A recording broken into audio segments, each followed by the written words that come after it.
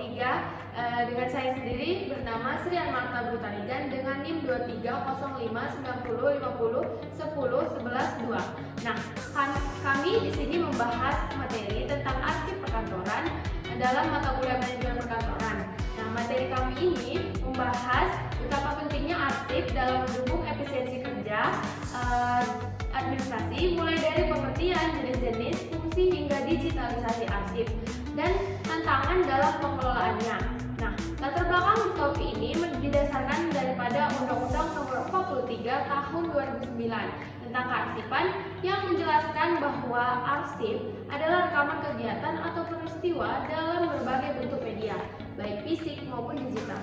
Arsip ini sangat penting karena digunakan oleh berbagai lembaga dari instansi pemerintah hingga organisasi kemasyarakatan untuk menunjang kegiatan administratif dan menjaga bukti dokumentasi dalam era digital saat ini. Arsip tidak hanya berupa tentang dokumen tertulis, tapi juga bisa berupa data elektronik dan multimedia yang semuanya harus dikelola secara sistematis. Perkenalkan, nama saya Elvi dengan NIM 230590501040. Di sini saya akan bahas tentang pengertian arsip dan kearsipan. Dalam dunia administratif, istilah arsip memiliki makna yang lebih fundamental. Arsip adalah segala bentuk catatan yang memiliki informasi baik yang bersifat administratif, legal maupun historis. Menurut Undang-Undang Nomor 23 Tahun 2009 tentang kearsipan, arsip didefinisikan sebagai bentuk rekaman kegiatan atau peristiwa yang berbentuk media sesuai dengan dikembangkannya teknologi informasi dan komunikasi yang dibuat dan diterima oleh lembaga negara, pemerintahan daerah, lembaga perusahaan, organisasi politik, organisasi kemasyarakatan, dan perseorangan. Sementara itu, kearsipan adalah metode, proses, dan sistem pengolahan arsip secara sistematis, mulai dari penyimpanan, penciptaan, penggunaan aktif, dan pemusnahan atau penyerahan ke lembaga kearsipan.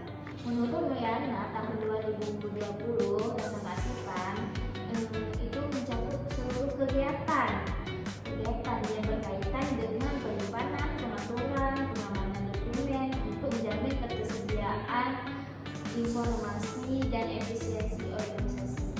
Baik, perkenalkan, saya Nana Firah dengan NIM 2305501010. Saya akan membahas tentang jenis-jenis arsip. Arsip dapat dibagi menjadi 3. Yang pertama, berdasarkan aktivitas.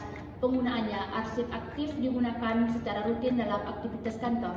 Yang kedua, arsip inaktif, jarang digunakan tetapi masih perlu disimpan. Yang ketiga, ada arsip statis, tidak digunakan lagi tetapi bernilai sejarah secara hukum. Yang kedua, ada berdasarkan bentuk fisik, arsip konvensional, di mana arsip ini berbentuk dokumen dalam bentuk kertas, buku, atau foto. Yang kedua, ada arsip elektronik, tersimpan secara digital, file, atau email. Yang selanjutnya ada berdasarkan isi atau subjek, di mana ada arsip keuangan, arsip kepegawaian, dan arsip proyek. Selanjutnya ada fungsi dan nilai arsip dalam organisasi.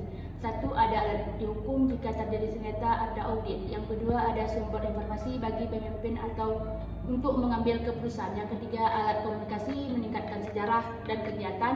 Dan keempat, ada dasar evaluasi dan perencanaan, di mana arsip masa lalu membagi data atau menentukan masa depan. Nilai arsip terbagi menjadi 2 macam.